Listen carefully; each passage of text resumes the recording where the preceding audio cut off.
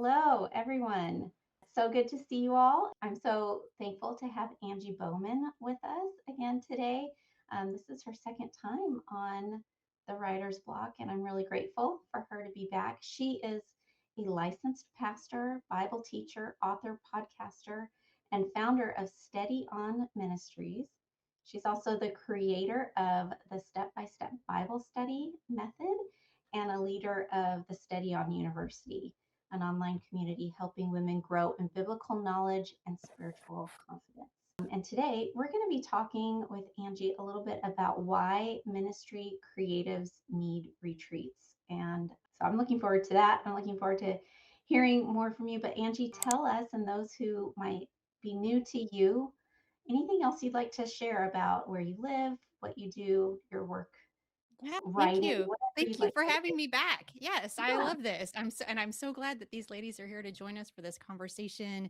I live in Southern Illinois, beautiful Southern Illinois, and I have two sons. My husband Matt and I have been married for 27 years. We have two sons. Our oldest is about to graduate from college, mamas. I don't know how that happened. He's doing his student teaching this semester, and so he will graduate in May. And then our youngest is a sophomore at the school where my oldest is student teaching. Yes, he does have him in class. So it's an interesting semester for the Bauman family. Yeah. And we have a little rescue dog named Sadie. We've had her about 6 months. And so we're learning a lot about what it means to give a lot of love and patience to a little animal that has been treated very poorly for the first 4 years of her life. But what a joy. I can see God teaching me so much about my own. I'm a trauma and abuse survivor. I see him teaching so much about his own love and patience for me as we love on and have a lot of patience and grace with this little dog. So it's like a big part of our life as well. And most of my writing, because I know we're all writers here, is I don't know what the word is. It's like short writing. I write a lot of devotions. I write Bible studies. And so I'm not a writerly writer. I write so I can teach. I'm just being honest about that, right? Like I don't have this like beautiful magical place where I go and the words just flow. I write curriculum and I write lessons and I love teaching, and it's not really a necessary evil because I'm so glad when I have written, but sometimes it's a bit of a discipline, and I know that I will like it on the other side more than I like it when I'm sitting in this chair, right? Yes. Yeah. And you know what? There's purpose for all kinds of writing. It's Yeah. not always glamorous, sit down and the words just flow, but Yeah. there's all kinds of writing, and it's fun to have you represent like the teacherly creative curriculum side Yeah. of the writing that you do. So yeah, well, we wanted to talk a little bit today about creative retreats. And I'm really interested in this topic. I just recently finished my first book, and part of my writing rhythm with that was my husband and I would get away every 2 or 3 months as I was writing, and we rented a little place by the ocean. And it was a little creative retreat, and it was so invigorating. It was so good to get out of my normal routine. And even though I was technically like out of town on vacation, I was working the whole time, but it felt so rejuvenating, such a good experience. And now I have all these wonderful memories tied into the process of writing with those retreats. But tell us a little bit about your background with that idea, and how do you look at retreats as part of the creative process? Yeah. My desire or my discipline of getting away has been part of my work for a really long time. When I pastored a local church, I was a pastor for 20 years. And I started pastoring, and was appointed at the first church that I served when my oldest son was about 18 months old. And the biggest pressure that I felt week to week was, where am I going to make the time to make decisions about sermon writing and the specifics of that? And like, are we going to go through series, or how are we going to honor the Christian calendar? And, those kind of things. Like, how am I going to find space to make those decisions? And really early in my work at that church, I went away one fall, and actually I took somebody with me then, and Alex, our oldest son, went with me, and she helped. Like, he would play during the day. We went somewhere that like had some activities or whatever, and I would kind of steal away, and for blocks of time I would plan out my year. And I would say, these, we're going to do 6 weeks on this, and then we're going to go through the fruit of the spirit or whatever, right? And I would plan in the fall, I would plan the whole following year and what those messages would be like. And so then week to week, what I was doing was I was writing the specifics on those messages, but not making all those like what I'm going to call high level decisions, you know. And when my ministry work changed over the years and I didn't have that responsibility anymore, I still felt this need and I realized the importance of that time away to do that planning and that dreaming and that sort of like plotting, not in a bad way, right? But like plotting out. Like I need space because here at this desk day to day, I'm taking care of tasks. I got to get this done and I got to answer this and I got to answer this. But when I put away or you know, block off 3 days on the calendar and say, I'm going to make decisions in these 3 days. I'm going to care for myself spiritually. And we'll talk about this a little bit more. I'm going to work without feeling pressure, but also I'm going to have the headspace and the heart space to listen to God, or I can do some longer term plans and I can dream and I can vision and I can hear him maybe calling me to a different kind of project. So that's where that started. And I think probably the core reason why I see they're so important for me anyway in this season of ministry still 20 some years later. Yeah. So when you did that, you were basically doing like high level macro kind of planning. What was the result of those retreats for you? How did that affect the way you worked afterwards? Yeah, I think it did then and it does now. It gives this sense of peace and flexibility where I am working a plan and I'm not trying to make some of those big decisions day to day, right? Like I kind of know where I'm going and I get away. I go every 6 months, is how I structure my year in terms of retreats. Every 6 months, I go from a Thursday night to a Sunday morning, basically. And I am by myself those days. And they bring a lot of peace because I have this uninterrupted time with the Lord morning and evenings. Usually I spend as much time as I want to just talking to him and studying and journaling and praying. And then I have these blocks of time where I'm listening and working and yeah, doing that kind of that high level decision making. And then I can put that instruction from him into my routine. I can break that down while I'm there. And then that is what helps me have like sort of peaceful deadlines, right? I can know that by this point, I need to have this done. Like, I mean, think if you're writing a book here, I don't know how it went for you, but I write Bible studies and I write 4 or 5 a year because I trickle them out for the online membership group that I have. And so I know by this time, this Bible study is going to be into this one's going to need to be uploaded. This one's going to need to be at this point. This one's going to need to be at this point. And because I get away and I have time to sort of plan that out and listen to what I'm going to write, then when I'm sitting at my desk, I'm not trying to decide what I have to do. I already know what I need to do in order to meet those deadlines that I have like put on myself, or maybe if you're traditionally published or whatever your publishing group has kind of placed on you, like this is when we need to have this ready. And so it gives me the time to break that down. Yeah, it also, I think it frees up the brain too, right? Yes. So Hmm. you can deal with other issues. So Yeah.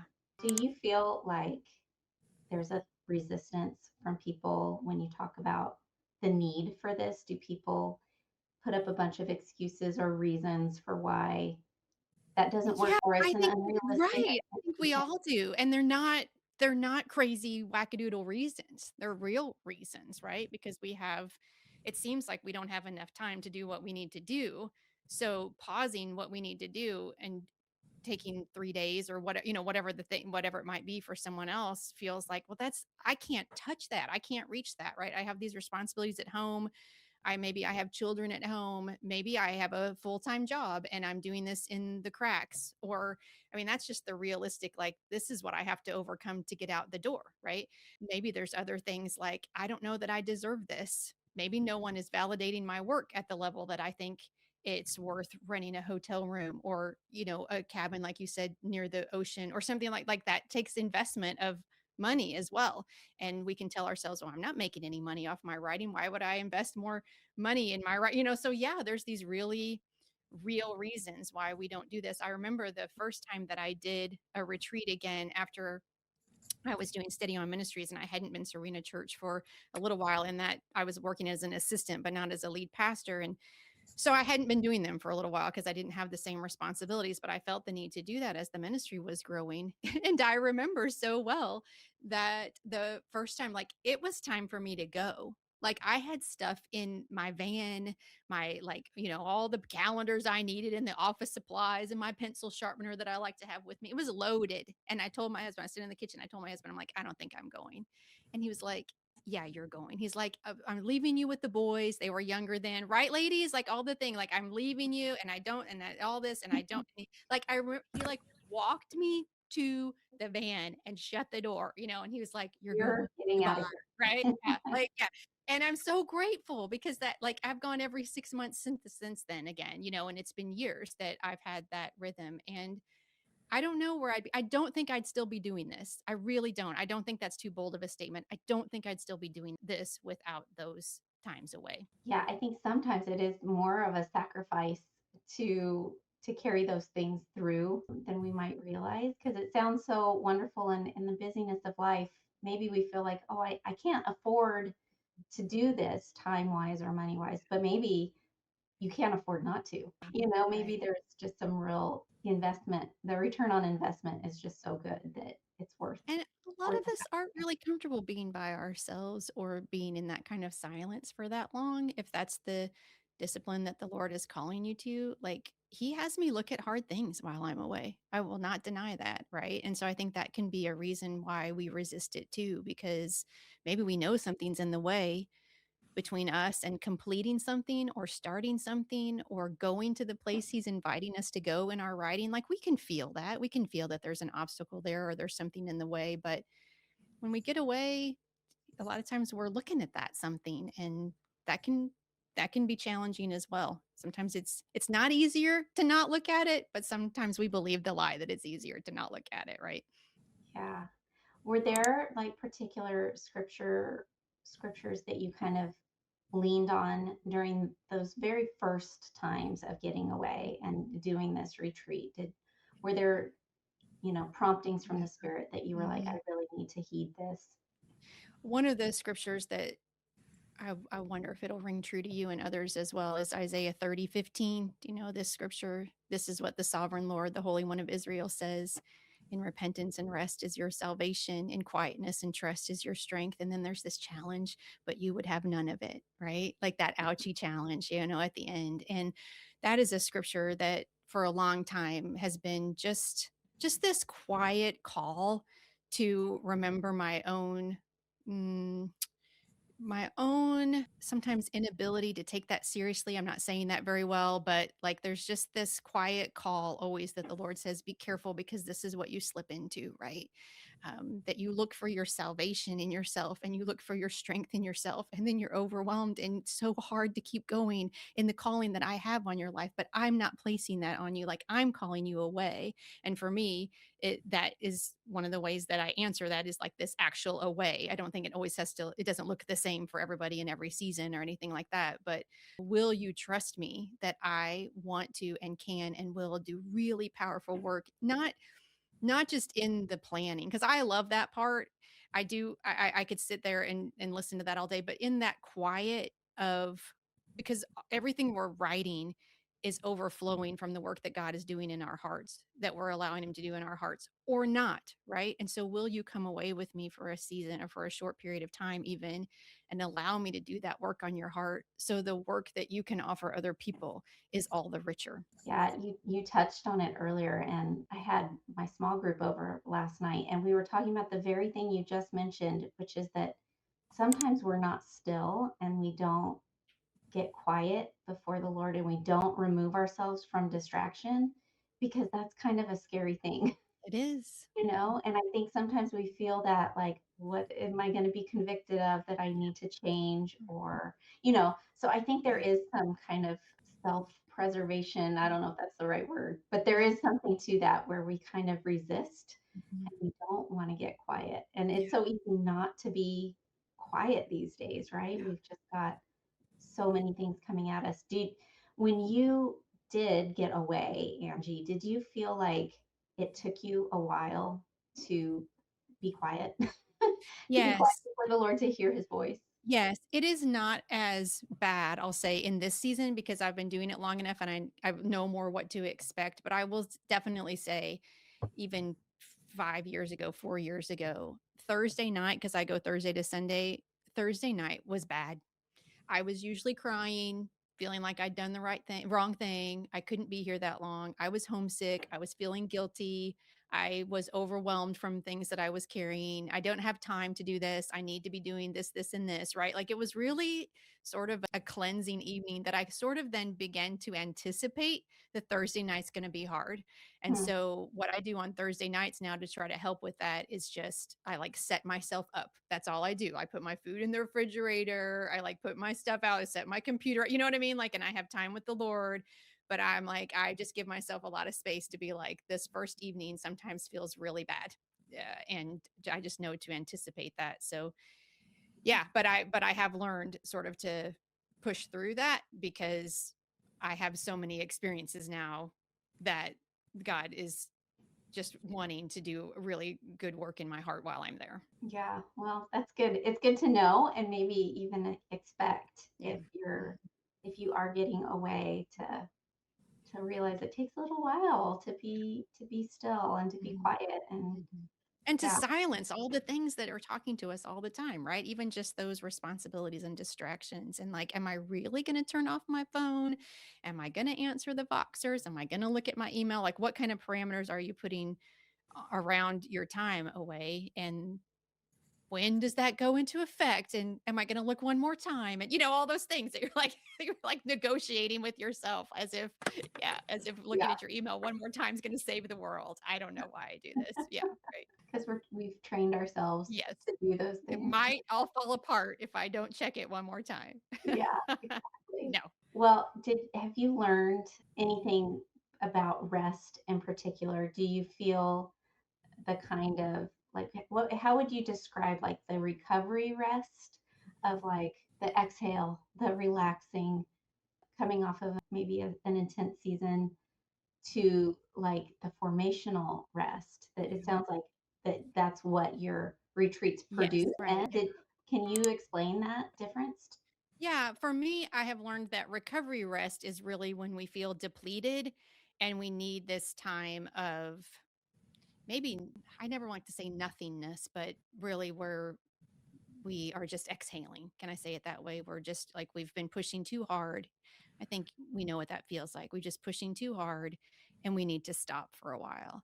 And this kind of like formation rest is actually, I think about it like preparing for Sabbath, where it takes some intentionality ahead of time to make the plan or to set aside the money or like I know something's coming and I'm not going to be available the way I'm normally available for this time. Also, I'm going to pray ahead of time about what would you like to for me to take to talk to you about and to work on. Although I will say often it's something different than I thought it would be when I get there, but that's okay, right? You like set aside this time and you make the plans that you need to make and you make sure your favorite pajama pants are clean. That's really, really important because you want to wear those the whole time.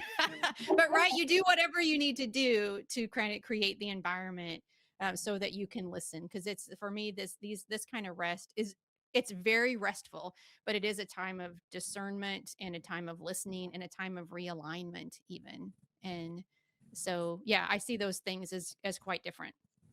Yeah, tell us a little bit like where do you go? Like I can imagine some people being like, "Oh, this sounds really great. I would like to do this. Maybe I'm on a budget. Maybe I don't know some creative ways to or places to look to do this." Like what kind of guidance would you say to somebody who's never done it and is interested in trying it? I for me, I think 2 to 2.5 hours is the sweet spot away. That's close enough that I'm not driving a long time and like wasting a lot of time in the car, but it's far enough that I have some processing time in the car. A lot of times I'll drive to my destination in silence because it's just sort of that exhale time and a couple hours is good for me. And it's also far enough from home that I'm not like, well, I think I'm done. I'm just going home. No, I'm not. Like I'm not going to do that. I am staying. I don't really fight that temptation now. Now I'm kind of like, oh my gosh, I only have one more day. But especially at first, right? So I think that is a sweet spot in terms of time. And I think it's just like what can you afford? Maybe you can't afford that long. Maybe time or money you can't afford that long. Is there a little Airbnb or something that you can rent? I have to be careful now in this season of my life.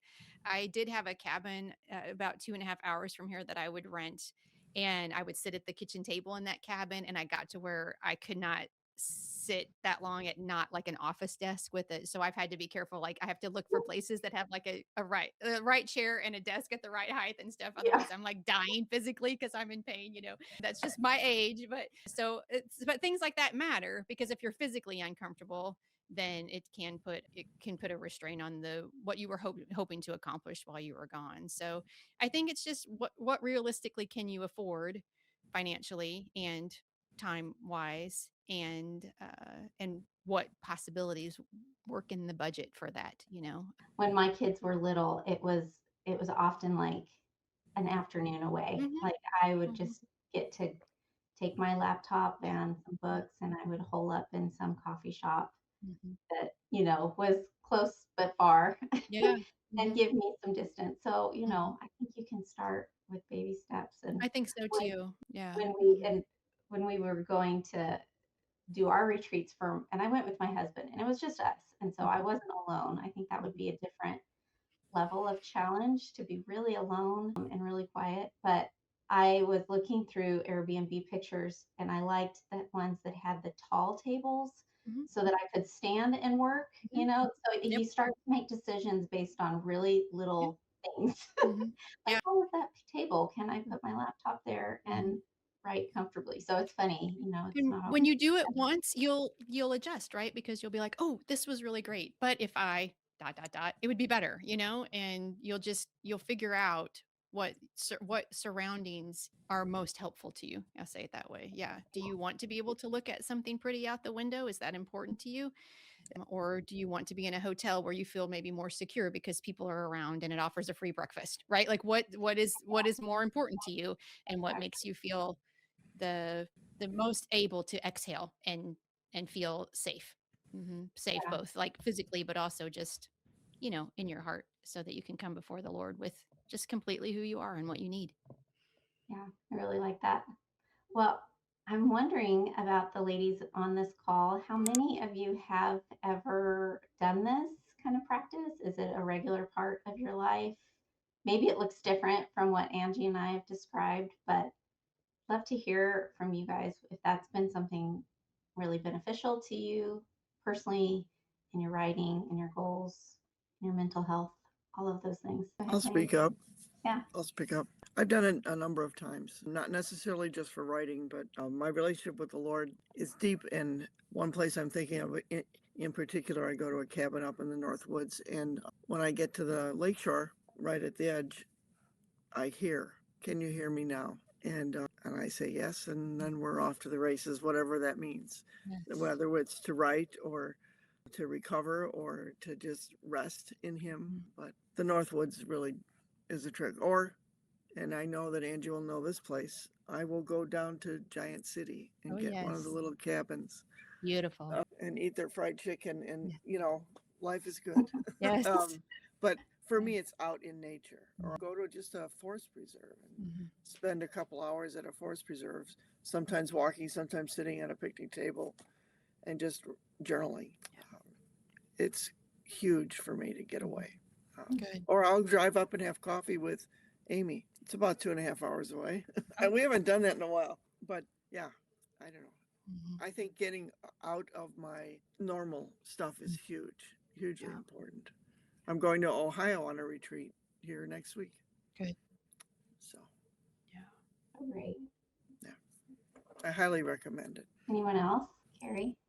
Well, I haven't done like a specific retreat just for myself, but whenever we go up to Hume Lake about once a year, and I send everybody else down to the lake, and I just stay at the camp at our campsite, and that's kind of a little retreat for me. But also, we don't have any kids at home anymore, and my backyard's kind of a really cool retreat for me. And sometimes I just go down to the beach, which one of the best beaches in the world is, a 20-minute at the most drive for me. Mhm. And I've just sat there with my computer on my lap and, you know, either written or planned or whatever. And just, it can be a 30-minute thing, or it can be, you know, I have a problem once I get to the beach. I have a problem leaving because unless it's cold and windy, because it's just It casts a spell, doesn't it's just it? my place. So Yeah. yes, it does. Yeah. So good. I think the theme here is nature, right? Like I think nature is so important to be outdoors and get some fresh air and yeah. Although I was last week, my husband, we were in Orlando because my husband had a veterinary conference, and he was 4 days of lectures and continuing ed and all that. And I every time we're eligible to go to the conference, I use it as a writing retreat. So I'm he's in the convention center and I'm in the Hyatt Regency Mhm. next door. So it's not nature, but it's not home. People aren't calling me. I can turn off my email and notifications and things like that. And but I do find that I have to have a plan going in. Like, what am I working on? What am I trying to get accomplished? Because I kind of do the same thing. That first day, that first morning is, you know, just taking some devotion time and thinking about my relationship with the Lord, and then just asking him to bless that time that I'm going to be away, and I'm doing. But it goes a lot faster than I think it's going to, and I feel like I never get as much done as I want to. Yes. Yes. It does go so fast for me now. Yeah. So it's not quite a retreat though, because he expects, I'll meet him at lunch, or we go out to dinner and things like that. So it's not like it's time away. It's blocks of time, but Yeah. it's still. I will say, and no shoulds, I don't do shoulds, but I just encourage you, all of you, to consider what it would look like to be by yourself for a little while. It is something different when there's just even the lack of conversation. The only conversation that I have from Thursday to Sunday morning usually is just me and the Lord. And yeah. So Angie, when you're on your creative retreats, do you turn your phone off?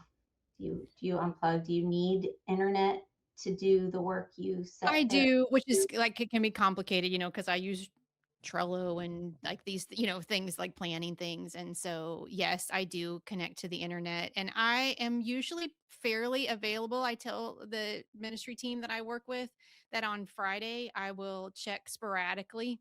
So, kind of like when I need a break from what I'm doing, or I'm like transitioning between things that I have brought to do, whatever, then I'll like look at Voxer, or maybe I'll check my email, or just see, mostly just Voxer. That's how they talk to me most of the time, and just see if anybody needs something. And my phone breaks through for my husband, but he doesn't bother me. And I mean, he's not a bother. You know what I mean? He's not going to just be like, "Hey, what's going on?" Because he knows I'm away, right? Like so I have a couple of things like that that just kind of make me feel like if somebody really needed me, I would be able to be available, but I ignore it most of the time.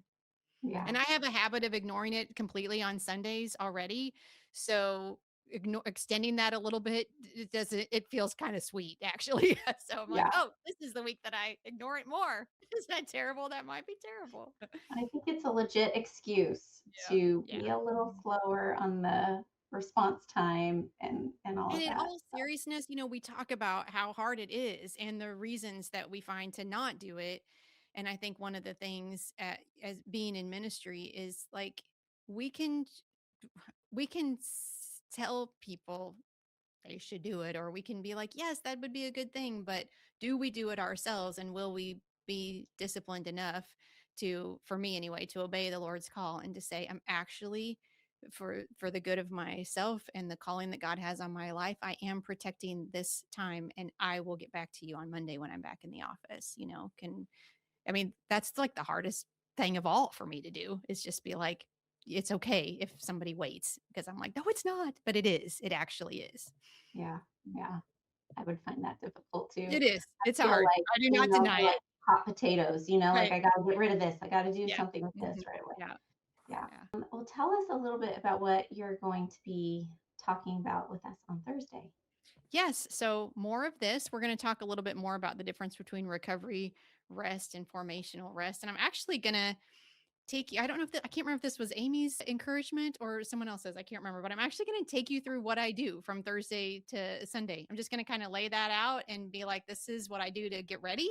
And this is what I do when I leave. And this is kind of what the schedule that I'm used to in terms of setting up and when I have time to pray and when I work and kind of the things that I'm working on. And I have some just like reflective questions for the group who is able to join so that we can like brainstorm together what this would look like for you. What would be a kind first step or next step, depending on where you already are in this journey, if the Lord might be stirring that for you. So we'll just kind of get in the nitty gritty of it. That'll be fun. That'll be I really hope fun. so. Yeah. Yeah. Well, does anyone have any other follow-up questions for Angie today? How much do you actually like cook? Oh, Ooh, that's a good good question. question. I'm going to talk about that, but yes. So this was one of the things that is a part of that intentionality, right? So I take all my food.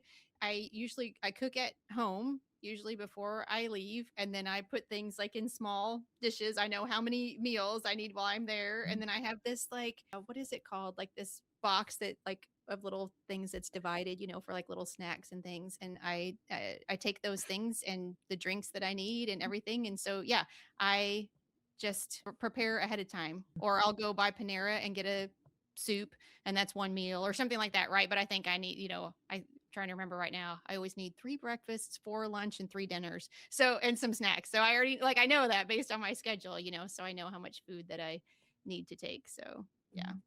That's such a good question. And I think hmm it's kind of that same mental, like freeing up of mental space to have your food already That's figured right. out. hmm Because Yeah. I don't know about you guys, but whenever I'm traveling, it's like we're eating one meal and talking about the next. Mhm. Like, how do we plan for that next meal? So it does take up a lot of your mental bandwidth. Yeah.